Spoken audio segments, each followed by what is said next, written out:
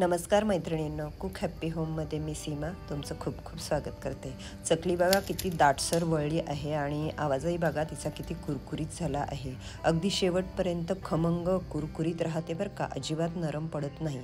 तर सोप्या पद्धतीने मी इथे आज रेसिपी दाखवलेली आहे। परत एकदा तुम्हाला आवाज ऐकवते बघा, तर झाली की नाही कुरकुरीत एकदम छान अशी। तर चला तयारीला लागू, पण त्याआधी तुम्हाला हेच सांगायचं आहे की मी इथे हाताने आकार दिलेला आहे। हाताने म्हणजे अगोदर सोऱ्याने हे पीठ पाडून घेतलं आणि नंतर हाताने आकार दिला। असं काही तुम्हाला बळजबरी नाही की तुम्ही हातानेच आकार द्या, पण हाताने आकार दिला की अगदी दाटसर होते। आतमधलं जे होल असतं ना ते अगदी छोटं राहतं आणि शेवटपर्यंत ती कुरकुरीत राहते। दाट वळल्यामुळे तळलीही चांगली जाते। तर इथे आता मळण्याची पद्धत पण कशी ते पण सांगते, कारण काय होतं बऱ्याच गोष्टी मळण्यावर पण डिपेंड राहतात। तर हे बघा इथे आता असं प्रमाणे की 600 ग्रॅम तांदूळ घ्यायचे आहे आपल्याला, स्वच्छ धुवून सावलीतच सुकवून। आणि इथे डाळ्या वापरायच्या आहे, तर तुम्ही इथे डाळ्या वापरा। 300 ग्रॅम डाळ्या आहे आणि बाकी प्रत्येकी 100 ग्रॅम आहे। मुगाची डाळ कमी आहे, तसं मी डिस्क्रिप्शन बॉक्समध्ये सर्व काही साहित्य लिहूनच देते। तर नेहमीप्रमाणे कमी गॅसवर जाड बुडाच्या कढईमध्ये तांदूळ व्यवस्थित भाजून घ्या। तर परत एकदा सांगते की तांदूळ धुवून सावलीतच सुकवून आणि ते भाजायला घेतलेले आहे। तर किती भाजायचे, अगदी चॉकलेटी कलर येऊन द्यायचा नाही। आणि आता लगेच डाळ्या, तसं तर डाळ्या रोस्ट केलेल्या असतातच, पण तरीही त्या भाजून घ्यायच्या। थोड्याशा अशा कलर त्याचाही बदलतो, त्याला किंचितसा डाग पडतो, तोही कमी गॅसवर भाजून घ्या।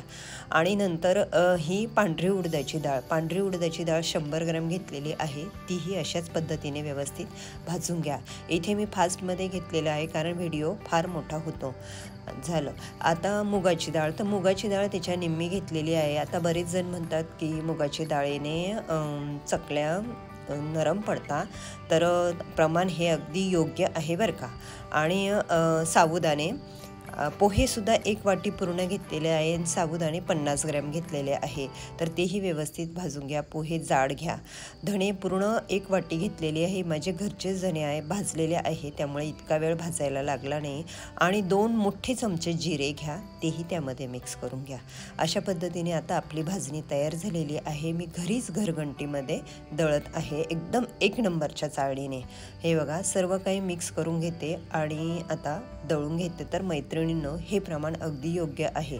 मागच्या वर्षी पण असंच चकलीचा व्हिडिओ दाखवलेला होता, ते पण अगदी योग्य प्रमाण आहे, त्याच्यात आणि याच्यात बरंच साम्य आहे। तर ती जरी तुम्ही रेसिपी बनवली तरी तुमच्या चकल्या छान कुरकुरीत होईल। ही बघा 1 नंबरची चाळणी मी घरघंटीला लावली आणि छान बारीक एकदम असं पीठ पाडून घेतलं, तर तुम्हीही घ्या। चला लगेच आता आपण चकलीचं पीठ मळायला घेऊ। इथे मी मोठ्या 2 वाट्या पीठ घेतलेलं आहे, तुम्हाला दाखवते की प्रमाण कसं घ्यायचं। अशा पद्धतीने परातीत घेतलं आणि आता बाकीचं बाजूला ठेवून देणार आहे।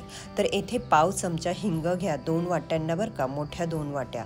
1.5 चमचा ओवा घ्या। अशा पद्धतीने तुम्ही येथे कमी जास्त प्रमाण करू शकता, तिळाचं पण प्रमाण कमी जास्त करू शकता। 2 चमचे तीळ घेतले आणि 1.5 चमचा मी लाल तिखट टाकलं। इथे मी हळद अजिबात वापरणार नाही, कारण माझा अनुभव आहे हळदीने थोड्याफार चकल्या नरम पडतात। चवीपुरतं मीठ टाका। आता हे घरचंच लोणी आहे, आताच मलई हे करून मी लोणी काढून ठेवलेलं आहे। फक्त 1 चमचा लोणी टाका। आता हे तुम्ही गरमही करून टाकू शकता, पण माझा अनुभव म्हणून मी हे असंच घेतलं आणि पूर्ण मिक्स करून घेतलं। आता एकीकडे पाणी उकळत ठेवा। पाण्याचाही मी तुम्हाला अंदाज सांगते की ही वाटी बघून घ्या, ही पूर्ण बरोबर पावशरची वाटी आहे, तिनेच आपण पीठ मोजलेलं आहे। तर ते आता पूर्ण 1 वाटी पाण्याने पीठ मळून घेऊ आणि अर्धी वाटीला परत थोडं कमी पाणी लागलं, तर ते पाणी उकळत घ्या आणि त्यामध्ये व्यवस्थित पीठ मळून घ्या। पीठ मळायची हयगई करू नका, खूप व्यवस्थित कुस्करून घ्या। आणि तुम्हाला इथे सांगते की तुम्ही तिळाचं आणि ओव्याचं प्रमाण पण खूप ठेवू नका, जेणेकरून चकली तुटेल आपल्याला चकली बनवताना। तर अशा पद्धतीने व्यवस्थित सर्व काही मिक्स करून जसं पाणी लागेल तसं तुम्ही मळून घ्या। अगदी सैलसरही मळू नका, अगदी निबारही मळू नका। तर अशा पद्धतीने बघा अगदीच कुस्करून हाताचं बळ लावून मळून घ्या, कारण काय होतं आपण एकजीव जर केलं नाही तर चकल्या तुटतात, तेलात विरघळता. तर पीठ मळण्याची प्रोसेस ही खूप महत्त्वाची आहे. जसं आपण म्हणतो की भाजणी व्यवस्थित नाही झाली तर चकल्या व्यवस्थित होत नाही, तसं पीठसुद्धा मळणं व्यवस्थित पाहिजे. व्यवस्थित कुस्करून दोन्ही हातांनी मळा लागलं असतं आणि एकसारखे गोळे बनवून बाजूला ठेवा. हे बघा मी दोन्ही हातांनी मळून घेत आहे. आता इथे मी लोण्याचं प्रमाण व्यवस्थित टाकलेलं आहे आणि परातीलाही जास्त पीठ चिकटत नाही. तर चला लगेच आता आपण चकली पण वळायला घेऊ. हे बघा तुम्हाला जवळून दाखवते. हळद टाकलेली नाही तरीसुद्धा पिठाचा कलर किती छान आलेला आहे. तर हे बघा सारखे मी 4 गोळे बनवून घेतले. आता चकलीच्या सोऱ्याला तेल लावून आपण चकल्या पाडून घेऊ. तर मैत्रिणींनो, ह्या आधी अनारसीची रेसिपी, करंजीची रेसिपी, लाडूची रेसिपी, चिवड्याची रेसिपी दाखवली, त्या बघितल्या का? बघा खूप छान अशा रेसिप्या आहे. तर हे बघा एकसारखा आकार द्यायला मी घेतलं, पण मला ना काय भानगडे काय माहीत असा सोऱ्यानेच पूर्ण आकार देत बसायला कंटाळा येतो. पण मग 2 चकल्या मी तुम्हाला बनवून दाखवल्या. आता मी माझ्या पद्धतीने चकल्या बनवणार आहे. पूर्ण मी पीठ पाडून घेते आणि नंतर चकलीला आकार देते अशा पद्धतीने. तर अजून एक गोष्ट सांगायची राहिली का लोणीऐवजी तुम्ही तेल पण वापरू शकता. मागच्या वर्षीचा व्हिडिओ बघा. तर हे बघा सर्व काही सोऱ्यातून पीठ काढून घेतलं आणि आता छान असा आकार देऊन एकावर एक सुद्धा ठेवल्या तरीही त्या चकल्या माझ्याकडून तुटत नाही.